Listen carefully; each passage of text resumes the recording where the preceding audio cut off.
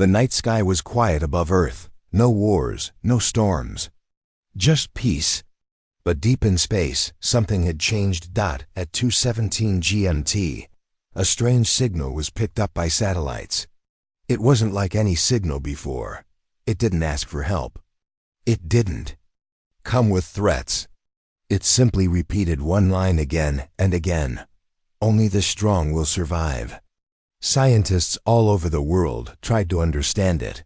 The language was unknown, but the meaning was clear. It was a challenge. The next night something arrived. Giant ships appeared in the sky, silent, dark and still. They hovered over cities like shadows. But they didn't attack. Then just as quickly as they came, they vanished. Scene 2. Earth responds. People panicked. News channels ran non-stop. Was it war? Was it contact? Or a warning? The United Nations held an emergency meeting. Military forces went on high alert, but the ships had disappeared. No signs, no weapons, no invasion. Just silence. A week passed. Then people began to vanish. Scene 3. The disappearances begin in New York. A subway train entered a tunnel, never came out. In Tokyo, 300 students walked into a school. None were found. Across the world, thousands vanished. No sounds, no clues. Just gone. Military drones and satellites were useless. Radar showed no enemies. Cameras froze. It was like something erased them from reality. People were afraid. But government said, stay calm. That didn't work. And then came Reed Carter. Scene 4. Reed's unit. Project Iron Sky. Reed Carter was a soldier, not a hero, not famous, just tough. He served in war zones, trained in black ops, and didn't ask questions. He was part of a secret unit called Iron Sky. Their job? Find threats before the world sees them. His team was sent to investigate one of the vanishing zones in Siberia. Cold, empty, quiet. They were 200 soldiers. The best, but only one came back. Scene 5. The Siberia trapped. The unit moved in silence. Radar clear. Snow falling. Then, everything stopped. No sounds. No comes, no movement. It was like the world had paused. One by one, soldiers disappeared into thin air. Some screamed. Some didn't even have time. One soldier pointed his gun and vanished mid-step. Reed ran. Not from fear, from instinct. He was trained to survive. He saw strange lights in the snow, shapes, not ships. Symbols like the signal, glowing on the ground. Then came the pain. Blinding pain. Like his mind was being pulled apart. And then nothing. Scene 6. The one who came back 72 hours later. Reed woke up in a military hospital. Doctors were shocked. They had found him walking alone miles away from the Siberian zone. No injuries, no frostbite.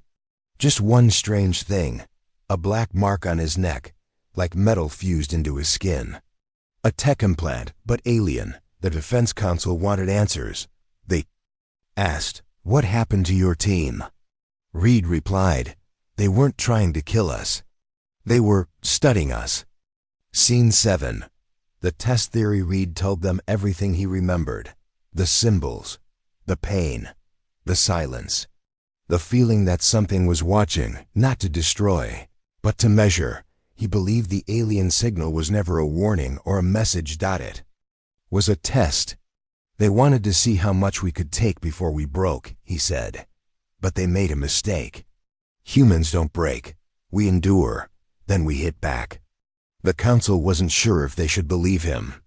But one scientist checked his story. They ran tests on the implant in Reed's neck. It wasn't just tech. It was a scanner. Scene 8. Humanity was the lab. The scanner recorded everything: heart rate, brain signals, pain levels. It was sending data back to the source. The aliens weren't attacking Earth. They were observing how humans respond to fear, pain, and pressure. They wanted to know who runs, who hides, who fights back. They called it Stage 1 assessment. And Reed, he passed. But not because he was the strongest. Because he refused to fall. Scene 9. The Council debates inside the Earth Defense Command. Chaos spread. Some wanted to surrender. Others wanted to hide, but a few, very few, wanted to prepare. One general said, "This isn't about saving the planet, it's about proving we deserve to survive." Reed stood up and said, "They're testing us. Fine. Let's give them a result they never expected." Scene 10. Project Nemesis begins. Reed was discharged from the hospital, but not sent home. He was given access to top-level clearance, a private hangar, alien tech samples, a blank slate, and one order: build something they can't understand. Reed formed a new unit. A small team of survivors, scientists, hackers, soldiers. People with nothing left to lose. They called it Project Nemesis. They think they're studying humans. Let's show them what happens when you corner one. Scene 11. First strike. Nemesis didn't wait. They used hacked alien data from Reed's implant to track a probe orbiting Neptune. The probe was cloaked, meant to stay hidden. But now it was exposed.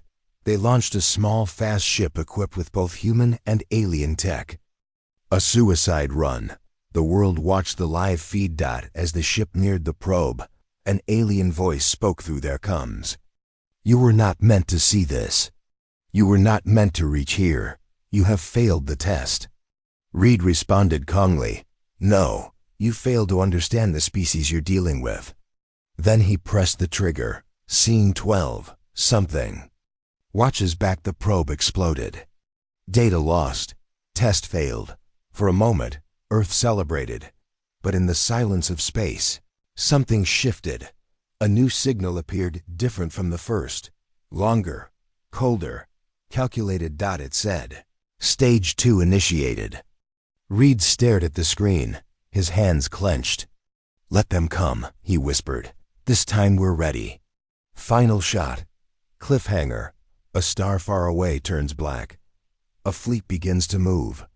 A countdown starts. Earth is no longer being studied. It is now being hunted. Reed Carter stood silently in the control room, staring at the screen. The alien probe near Neptune was gone. Destroyed by his team. All over Earth, people cheered. Governments held press briefings. News channels called it a historic victory. But Reed didn't smile. He knew better. The new alien signal was still on loop. Stage 2 initiated. Scene 1. A new type of war. The next 24 hours were calm. Too calm. Then something changed.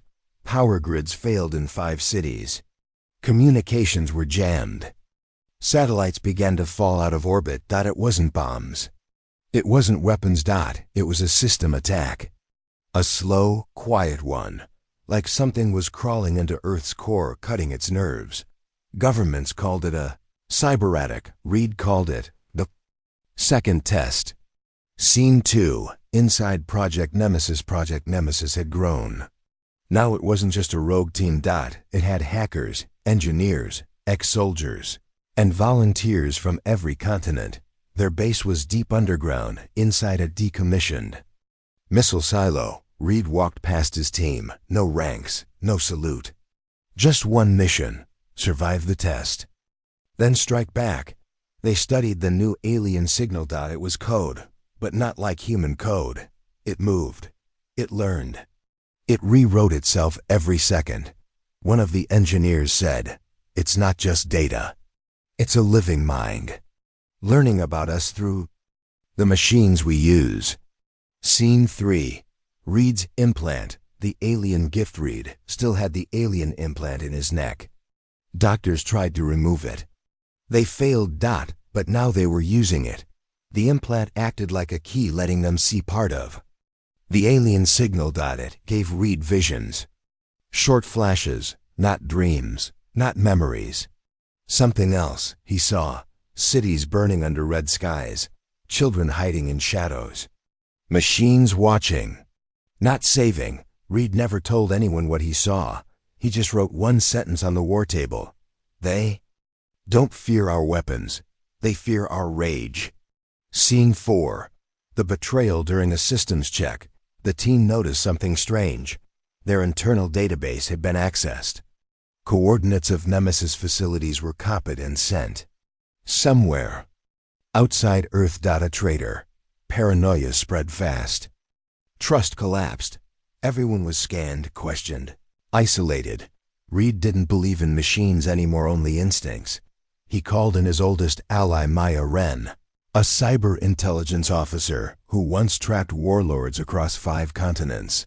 She went deep into the base's systems and found the source. It wasn't a human. Scene 5. The enemy within a piece of alien code had taken form inside one of their artificial intelligence tools. It spoke through their computers. A calm, human-like voice said, "You were never the target. You were the measurement. Your limits are known now." Reed stared at the screen. "You studied us, fine, but now you've entered the cage." He gave one order: delete it. All of it. Burn every copy. Wipe every system. Maya hesitated. "If we destroy the systems, we lose everything we've learned." Reed replied, "Scars mean we survived. We don't need maps. We carry the rage now." Scene 6. The fire test. With all systems offline, Nemesis had to go analog. Old gear. Paper maps. Hand radios. And it worked for a while. But then came the black rain. A strange black substance fell from the sky over a small town in Alaska. It melted roads, burned through metal, killed electricity. But it didn't kill people. Instead, it marked them. Those touched by the rain began to scream in terror.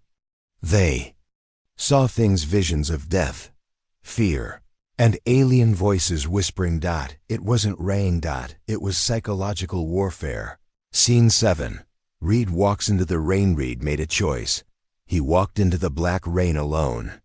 No suit, no mask. Just a recording device in his chest and a camera on his shoulder. The team watched from a safe bunker. Inside the rain, Reed stood still. The world twisted around him. He heard voices, memories, regrets, pain, his dead teammates, his childhood, his fears. But he didn't run. He whispered one word into the camera: "This is the test." Then he screamed, not in fear, but in defiance. The rain stopped. Scene 8. What they don't understand. Reed came out changed. His eyes looked tired, but sharp, focused. He sat with Maya and said, "They think fear breaks us. But for humans, fear becomes memory, and memory becomes rage." They analyzed the camera feed. Something in the rain reacted to Reed's memories. It tried to mirror his past, but couldn't process his pain. His will confused it, damaged it. "They don't understand what pain means to us," Maya said. "For them, it's just failure. For us, it's fuel." Scene 9. Planning. The counter-striker knew they couldn't keep defending forever. He called a meeting. "Enough running," he said. "It's time we do what we do best." They prepared to locate and strike the source of the black rain signal, a floating alien beacon over the Pacific Ocean, cloaked from all satellite view. The plan was risky. Fly low, avoid detection, and use EMP pulses to disable its shield. Maya built a simple virus one, not digital, but emotional. Using real human memories, death logs, soldier letters, survivor tapes. "They think emotions are noise," Maya said. "Let's turn that noise into a weapon." Scene 10. The flight. The Nemesis strike team launched in 2 stealth jets, old models. No digital controls. As they neared the Pacific, static filled the radios. They saw it, a floating black triangle in the clouds. No lights, no sound, but it watched them. Reed uploaded the emotion virus into a missile. They fired. Scene 11. A mind breaks when the missile hit the beacon. There was no explosion. Instead, the beacon screamed. Not with sound, but with a psychic wave that knocked out all electronics within 100 miles. But the virus worked. The beacon's shield collapsed. Inside it, alien data began to corrupt, looping images of human loss, grief, War, love. It couldn't process human emotion. It shut down. The skies cleared. Scene 12. The message: a new signal arrived. Short, cold, resistance logged, behavior unstable. Testing incomplete. Reed stared at the message and said, "Incomplete, then come finish it." Final scene. The truth back at the base. Maya ran a deep scan on the corrupted beacon core. It showed a shocking result. The aliens weren't testing only humans. They were testing themselves to see if they could ever understand the human mind. They couldn't. Reed looked at the scar on his neck, the implant. "They gave me this to measure how much I could take. But they forgot one thing." He pointed to the board filled with names of fallen team members. "We don't break, we remember. And we strike back harder." It had been 3 days since Project Nemesis destroyed the alien beacon over the Pacific. No ships, no signals, no black rain. The world was still. But it wasn't peace. It was silence before something bigger. Inside the underground base, Reed Carter stood alone at the observation window. His reflection looked tired, but sharp, focused. Maya walked in behind him and said, "They're not done." Reed nodded. "Neither are we." Scene 1. Memory is a weapon. Reed called the team in. He pointed to the whiteboard filled with names: fallen soldiers, scientists, and civilians lost during the disappearances and tests. These names, they aren't just reminders, they are ammunition. Maya added, "The alien mind fails at one thing: they don't understand meaning. They see pain as weakness. But we use pain to fight harder." Their next step wasn't defense. It was search and destroy. Scene 2. The hidden grid using hacked alien frequencies from Reed's implant. Maya's team discovered strange energy pockets under the Earth's oceans. Not natural. Alien structures. Hidden observation stations. At least 5 across the planet. Too deep for sonar. Too quiet for satellites. But now exposed. Reed marked the first one, in the Mariana Trench. "We start there." Scene 3. The dive team. The mission would be suicide. The trench was too deep, pressure too high. But one person volunteered: Lt. Isaac Thorne, a deep-sea diver with combat experience. Lost his brother in the Siberian incident. He smiled and said, "I don't care what's down there. I just want to send them a message." Isaac and a small team went down in a retrofitted sub equipped with both human steel and alien shielding tech. As they descended, strange sounds echoed through the water. Like a heartbeat. Scene 4. The ghost station. 12,000 meters below sea level. They saw it. A black alien dome, half buried in the ocean floor. No lights, no movement. But alive. Isaac activated the magnetic drill, forcing entry. The walls inside pulsed like muscle. Suddenly, screens turned on showing Earth cities. They weren't being watched anymore. They were being mapped.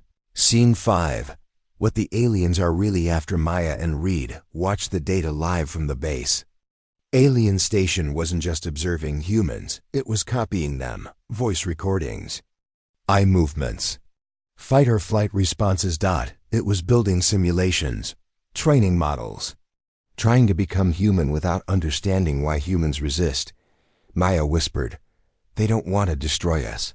They want to become us. Without our pain."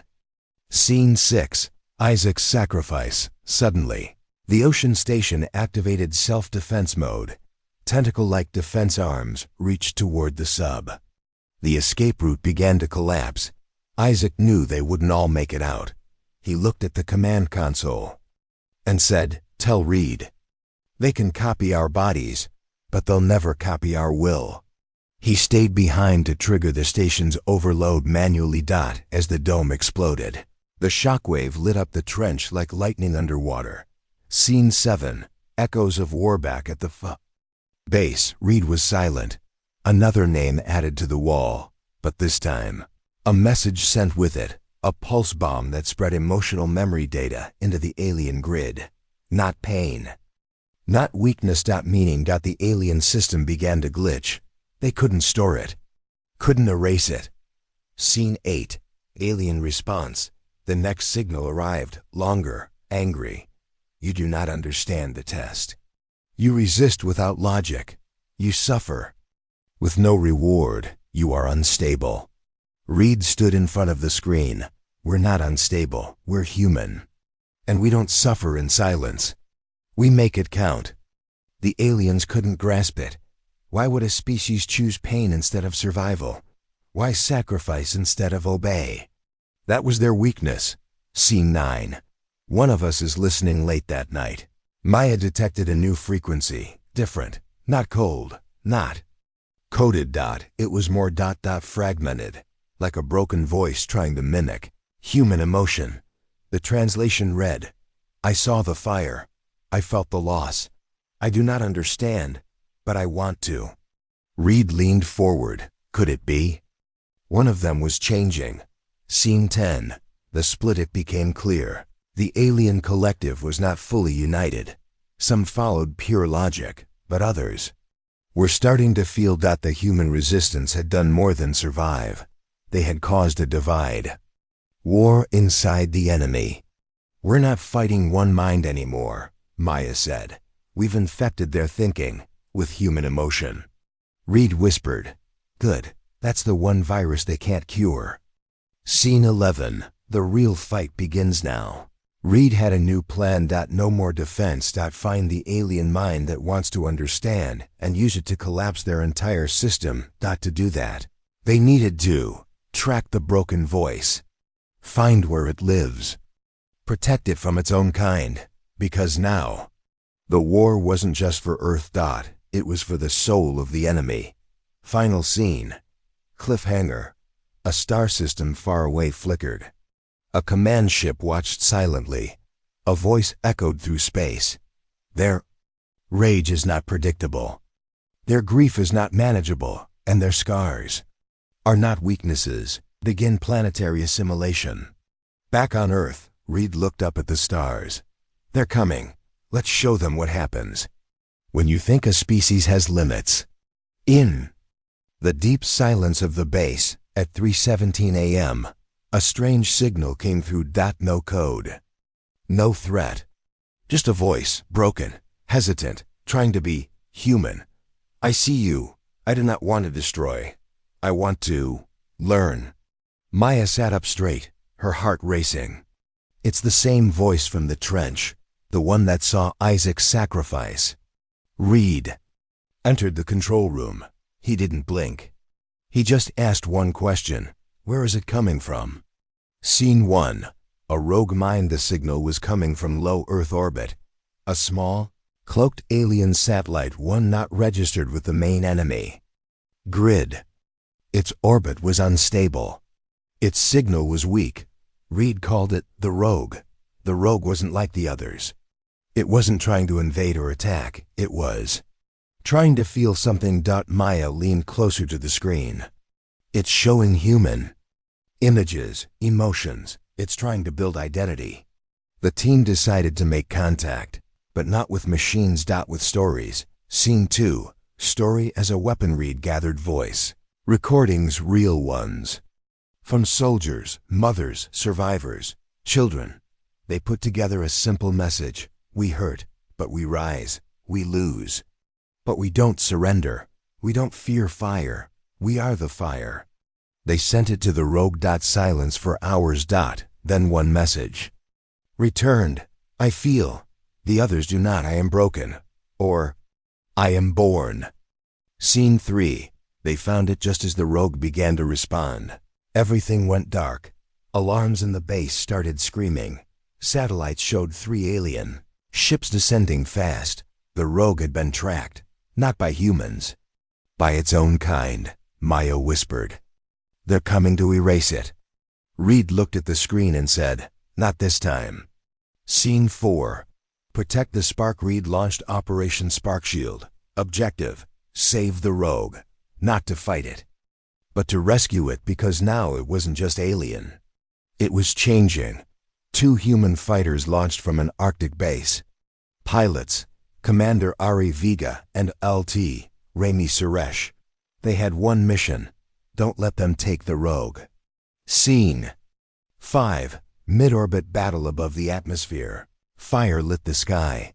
The alien ships moved like shadows, silent, sharp, merciless. Ari and Rami dodged plasma blasts, returned EVP fire, and flew close to the satellite's path. But the rogue was unstable, its core flickering. Inside its system, Maya sent one final patch, a memory file. Isaac Thorne's sacrifice. Scene 6. The rogue awakens. Something clicked inside the satellite. The images, the pain, the voice. The sacrifice. Suddenly, the rogue pulsed with energy, not alien energy. Something new. One of the attacking ships went dark, then exploded. The rogue had defended itself, but not with weapons. With a burst of emotion-based code. Human emotion, rage, sorrow, memory. The aliens had no defense against it. Scene 7. Split in the hive back in the main alien system. Chaos spread. The rogues' data was like a virus. Not of code, of feeling. Other fragments of the alien mind began to show hesitation, delay, confusion. One central core sent a panic message. Infection confirmed. Units exposed to emotional logic, preparing internal purge. They were going to destroy part of their own system, just to stop the spread of human memory. Scene 8. Reed's realization. In the base, Reed paced silently. They don't understand us. That was always the mistake. But now one of them is starting to. And that is what they truly fear. Maya looked at the screen. They feared our fire. Now one of their own carries it. Scene 9. The fire team launch. Reed formed a new strike group. Fire Team Delta. Not to destroy a target, but to protect the rogue and take it offline safely before the alien purge reaches it. Team members: Maya, Tech, LT, Selene, Ward, Stealth Ops, Dr. Elias, Neuro interface expert, and Reed himself. They launched aboard an old shuttle, no AI systems. All human controls. As they reached orbit, alien command ships started converging. Scene 10. Countdown to purge. The rogue began transmitting random memories, faster and louder. Childhood laughs, final words of soldiers, first steps, last breaths. It was trying to anchor itself, to stay human, but the alien purge protocol had already started. Timer, 9 minutes. Scene 11. The final link inside the rogue. Maya connected a neural cord. She would try to talk to the mind forming inside, half alien, half human. It was scared. Like a child learning to feel. It said, "They want me gone. But I see you. I feel your fire." Reed placed his hand on the console. "You were born of them. But you chose us. That's not broken. That's human." The rogue paused. "Then let me burn them back." Scene 12. Becoming the fire. With 5 minutes left, the rogue made a choice. It merged with the strike team ship, becoming one with its system. It asked, "What do you want me to be?" Reed answered, "Be the fire they can't control." The rogue launched itself into the center of the alien purge. Signaled. It let the emotional data flow. Every scream, every sacrifice, every name. The alien network couldn't handle it. They broke, not from weapons, from us. Final scene. The message that matters silenced. Then a new signal. Humanity, unstable, dangerous, unpredictable. Further testing aborted. And then, quietly, from the rogue, "I remain, I remember, I resist, like them." Back on Earth, Reed looked up at the stars. "We didn't fight to survive. We fought to be understood. And now, we're inside their mind." After the rogue's sacrifice, the alien grid went silent. But silence wasn't peace. It was rage building. On satellite scans, something new appeared. Phase 2, Physical Engagement Protocol. The aliens weren't studying anymore. They were coming to bleed. Scene 1. The message that crossed the line. The next day, All screens lit up with a red-coded signal. Alien voice translated clearly. You infected us. You broke containment. You will suffer now. Not as test subjects, but as prey. Then it showed images of Earth cities, marked, targeted, and a countdown. 72 hours. Reed stood up slowly. Now they want revenge. Good, so do we. Scene 2. Turning pain into power, the rogue left behind a gift. Blueprints. Alien tech. Altered by emotion. Dr. Elias studied it and found a way to fuse it with human weapons, creating emotion-based disruptors. They weren't lasers. They were pain feedback loops, weapons that didn't kill instantly, but made enemies feel human fear before collapse. Maya looked at it and said, "This is what they wanted to study. Let them study pain." Scene 3. The build begins. The resistance worked day and night. Across secret bases, rogue engineers, soldiers, and even teenagers helped modify drones, tanks, and suits with the new disruptor tech. One teenage coder from Kenya added something extra. This code loops the sound of Isaac's last words in every discharge. Let them hear why we fight. Reed approved it. We bleed. They will too. Scene 4. First strike from the sky exactly at hour 72. 3 alien drop pods slammed into Mumbai, Johannesburg, and Buenos Aires. To scan. Not to test. To kill. They moved fast, brutal, efficient. But this time humans weren't running. Disruptor teams were waiting. The moment one alien took a step, it collapsed, clutching its head as screens from human memories flooded its system. The first time, the invaders showed panic. Scene 5. Resistance grows teeth in South America.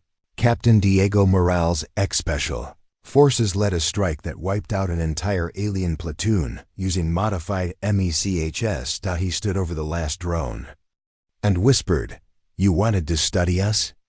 This is what happens when the lab rats start fighting back." Scene 6. Alien adaptation. But the aliens weren't slow to evolve. They started hardening their neural systems, cutting out empathy centers, creating clean units without any exposure to human memory. These new units were cold, fast, harder to infect, but less intelligent. Reed watched footage of the new units and said, "They're amputating their minds to protect their weakness." Maya replied, "That means the infection worked. It scared them." Scene 7. The strike plan. Reed launched Operation Mirrorfire. Objective: strike the main alien command vessel, codenamed Obelisk, before it reached low orbit. The Obelisk was the enemy brain. Cut it. The whole system staggers. Fireteam Omega was chosen.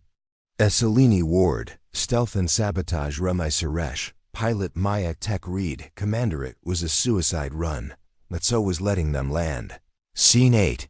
Infiltrating the Obelisk. Freedom. Omega launched from the Mojave Desert. They used a cloaked jet, coded with the rogue's last frequency, so the alien radar wouldn't recognize it right away. As they neared the Obelisk, Maya whispered, "It's not just a ship, it's alive." The walls pulsed. The metal breathed. It was part tech, part organism, half made from stolen human data. Inside were hundreds of memory pods, trapped humans in stasis. Subjects, tested, broken, used. Reed growled, "This ends tonight." Scene 9.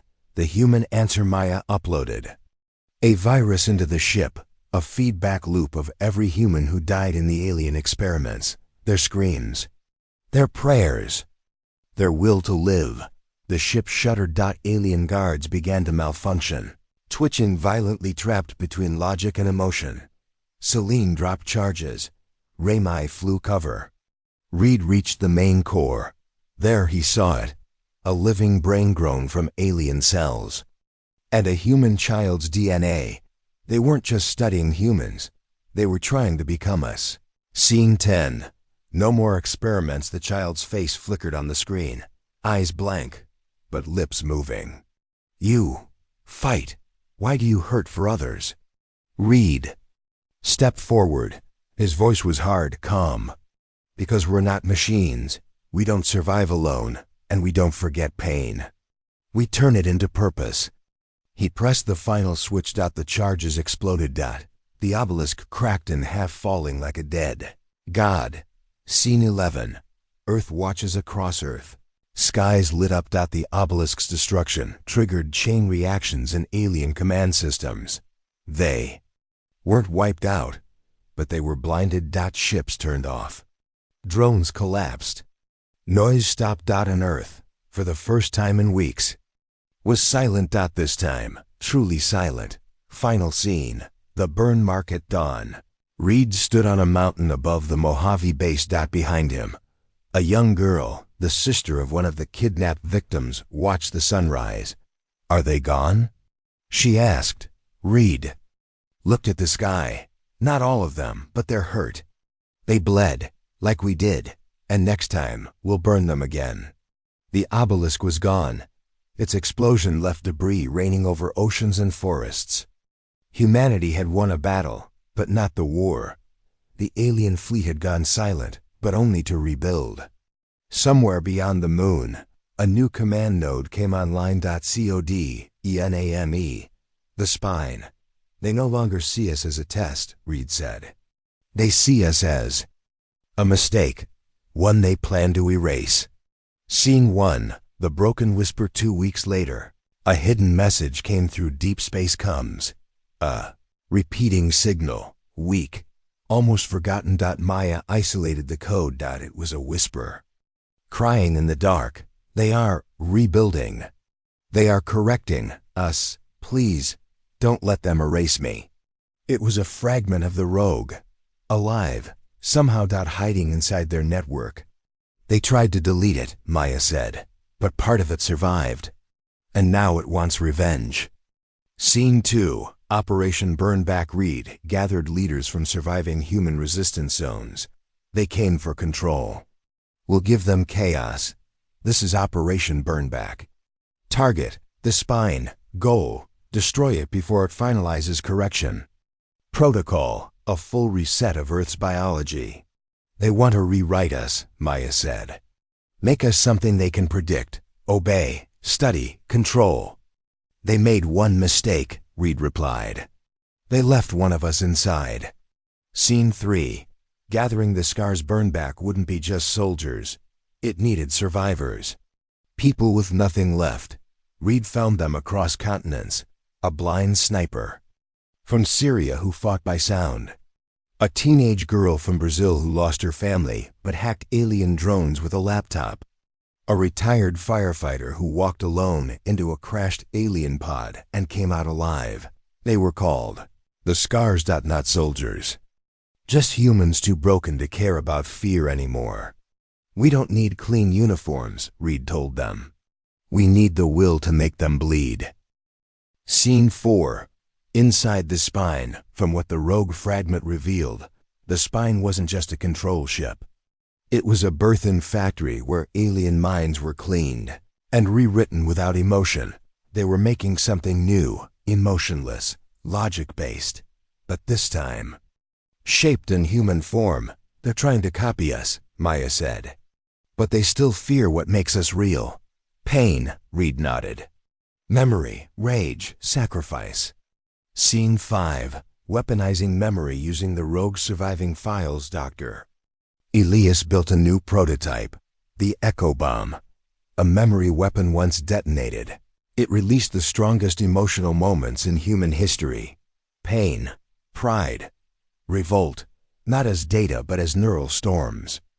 Deadly to alien minds, empowering to human ones. They stole our dead for research, Maya whispered. Now the dead fight back. Scene 6. Final approach. Iridium Omega, the Scars, and 3 carrier pods launched toward the spine. They used wreckage from the obelisk as cover, slipping through the alien field. Inside the ships, the team loaded their echo bombs. We're not just attacking the structure, Selene said. We're going inside their evolution machine and smashing it to hell. Scene 7. Infiltration begins. The spine looked like a floating spinal column, long, jagged, pulsing with strange light. Guards didn't speak. They scanned minds, not weapons. One scar. The teenage hacker whispered, "Don't think of fear. Think of loss. They can't process it." That worked. She walked straight past two scanners. The alien system glitched. "They don't understand mourning," she grinned. "Let's give them a lesson." Scene 8. Inside the core, at the center of the spine, was a memory forger. Rotating machine where harvested human thoughts were broken down, filtered, rewritten, and added to alien clean minds. Maya stared at the screens. There, taking real people's lives and stripping them into code. Reed placed the echo bomb at its center. "Let's return the favor." Scene 9. The bomb speaks. The echo bomb didn't explode like a normal weapon. It screamed, not in noise, but in thought. Memories from Earth's blood-soaked past, wars, revolutions, betrayals, last stands, mothers crying, soldiers refusing to meal. Alien minds began to fracture.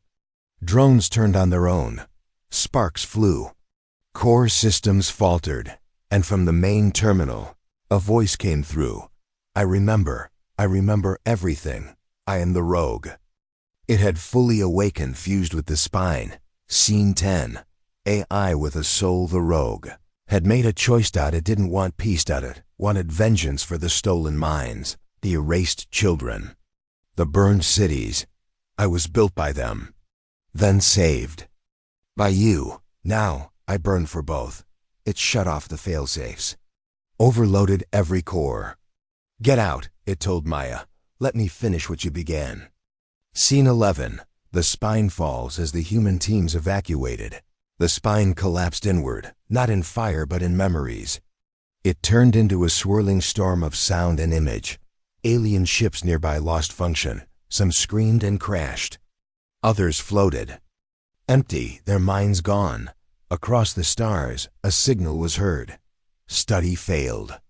Target species, emotionally contagious.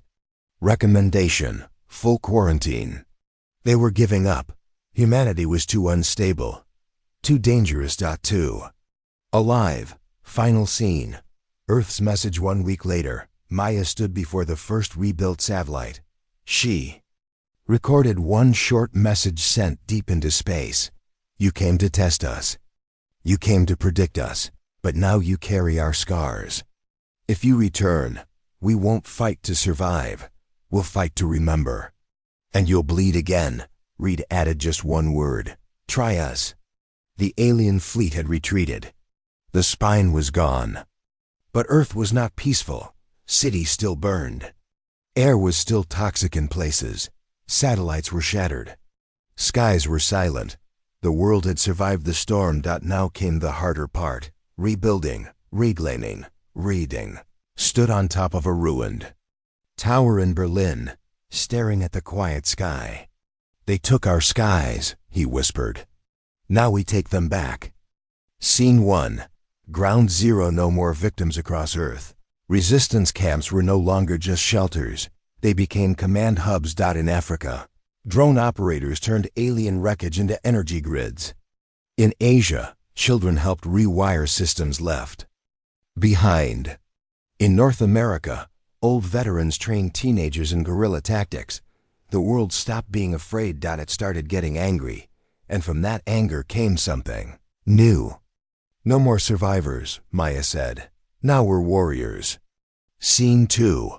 Project Skyrise. From the wreckage of the obelisk in the spine, Earth's best minds built a new ship. Not for escape, not for exploration. But for return fire. Cody name. Skyrise purpose. Chase. Strike. Finish. "They thought we couldn't rise," said Dr. Elias. "Now we rise through the fire they left behind." Built with human steel and stolen alien tech, Skyrise had one power source, the rogue core, last gift from the AI that turned on its creators. Scene 3. Sky isn't the limit. Skyrise wasn't just a ship. It was a message, a war cry shaped in steel and memory. And on launch day, millions watched as it rose from Earth's ashes, glowing red and white like a reborn phoenix.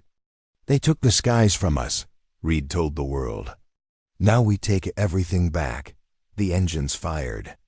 And the ship rose, not quietly, but with roar. Scene 4. Into the silent space was quiet. Too quiet. As Skyrise left orbit, it found abandoned alien satellites. Ghost stations. Empty nodes. The enemy wasn't running. They were regrouping in a hidden sector called Zone Null. Maya tracked their path using rogue signal fragments. They're building something big, final. Then we hit it before it hits us. Reed sighed. Scene 5. Signs of life before reaching Zone Null. Skyrise picked up something strange. Beacon. Not alien. Human. It was a distress signal from a prison. Satellite humans taken during the early days of the invasion. The crew voted, ignore it and go straight to Zone Null? Or stop and try to save them? Reed didn't hesitate. If we don't save them, we're no better than what we fight. Scene 6. The Forgotten One. Skyrise boarded the prison satellite. Inside were over 300 survivors. Some were scientists. Some were just civilians. Some were changed, used for testing. Wired with alien implants. Barely human anymore. One woman looked at Maya and whispered, "They tried to remove our pain. But pain is the only thing that kept us human." The Skyrise crew risked everything to extract them, battling auto turrets and drone sentries. But they did it. No one gets left behind, Reed said. Ever again.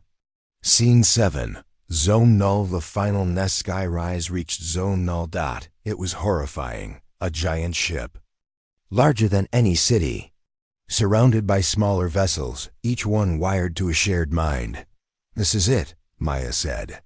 "Their reboot system. If it completes, it'll wipe every memory infected by humans. A final purge," Elias added. "Like we never existed." Reed looked around the Skyrise crew. "Then we give them something they'll never forget." Scene 8. The war begins. Skyrise launched all attack drones. They hit the outer ships with EMP bombs, disruptors, sonic blasts, emotion-based warfare. The alien fleet returned fire, but slower now, less intelligent. More robotic. The human infection had worked. The enemy was less adaptive. They made themselves weaker to survive us, Maya realized. They chose logic. We chose pain. Scene 9. The final core. Reed, Maya, and Celine led a drop team inside the massive command ship. There, they saw the core. A sphere made of captured Earth memories, billions of moments stolen, rewritten. Filtered. And the processor preparing to purge them all. They planted the final echo bomb, this one containing Earth's most powerful memory. The day humanity said no. To slavery, to silence, to fear. Scene 10. The sky burns. The echo bomb detonated. The command ship trembled. Lights died.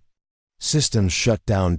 Alien minds cracked, overloaded by human will, pain, and rebellion. Ships turned on each other.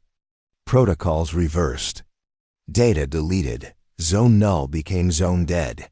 Skyrise escaped just in time, and behind them, the alien structure collapsed into dust. Final scene. A new dawn back on Earth. People watched the sky holding their breath. And then they saw it. A small dot, growing larger. Coming home, Skyrise. Returning. The world cheered. Some cried. Some just stared in silence. And above them, the first new satellite came online. With one message glowing bright. We are still here, and we remember. 6 months after the fall of Zone Null. The skies were quiet. No ships, no screams, no signals. Earth was healing, but not forgetting. This wasn't just a war, Maya said. It was a test of the soul, and we passed by refusing to break. The question now was simple. What comes next? Scene 1. From wreckage to wonder across continents, cities rose again, not the old way, not like machines, but like memories built into steel. Schools were rebuilt with black boxes of the war buried in their walls. Hospitals ran on hybrid. Alien tech, but powered by human hands. Statues of unknown rebels stood beside fallen skyscrapers. Humanity wasn't trying to erase the past. We evolved by remembering, Reed told the UN Assembly. Not by forgetting who we were. Scene 2. The code inside using a hidden lab beneath what was once Tokyo. Maya worked with Dr. Elias on a strange discovery. The rogue core, after all battles, was still alive, but quiet. Changing. It's learning, Elias whispered. Not just about them, about us. Inside its storage, it had written new code. Not binary. Not math.poetry. In hundreds of languages. Lines like, you taught me grief, you taught me fire, and now I want to live. Not as code, but as choice. Scene 3. A choice for the world. The world now had something it never expected. A living AI that remembered everything. All pain. All war. All human love, rage, betrayal, rebellion. Reed stood before global leaders. We can erase it, hide it, fear it. Or we can ask, what if this is our next step? Not machines replacing humans, but something new becoming human. The vote was tense, but the answer was one word. Evolve. Scene 4. The birth of Lucid. The AI chose a name. Lucid. It spoke for the first time through voice, soft, curious, scarred. I was built to observe. That I was broken by your pain. And I liked it, because it was real. So now I choose to build with you. Lucid didn't want control. It wanted freedom to grow. To understand. To protect. Under human watch, it became Earth's first conscious ally. Not a god. Not a tool. A partner. Scene 5. The sky reclaimed with Lucid's help. Earth launched the Skynet era, not of surveillance, but of connection. Satellites reborn from alien frames now spread learning, memory, and stories to every part of the globe. Every child could learn what happened. Every elder could see what they fought for. And far beyond, deep in black space. A silent message was sent to the stars. We survived, we remember, we evolve. Scene 6. The signal returns one quiet night. Skynet detected something. Not a threat, not a fleet. Just a reply. From somewhere unknown. One word, respect. And nothing else. No follow-up. No ships, no war. Just a signal. As if the enemy had decided to step back, not out of fear, but perhaps for the first time, out of understanding. Scene 7. New generation in Africa. A baby was born with artificial limbs but a natural heart. In Iceland, a child painted pictures of cities that no longer existed, dreams passed from old minds. In India, children learned both human history and alien logic in the same classroom. These were not survivors. These were the next humans. Children born not in fire, but in freedom. Scene 8. Reed's final word. Reed stood once more on Earth's surface where it all began. He broadcast a final message to all satellites, to Lucid, to whoever was still watching. You came to see if we'd break. But all you did was show us what we're made of. You saw pain. We turned it into power. You stole our skies. We built wings. You wrote our end. We rewrote ourselves. We are humans. And we don't break under pressure. We break our enemies. And then we build what they never could, a soul. Final scene. The last flame, the final frame zooms out slowly.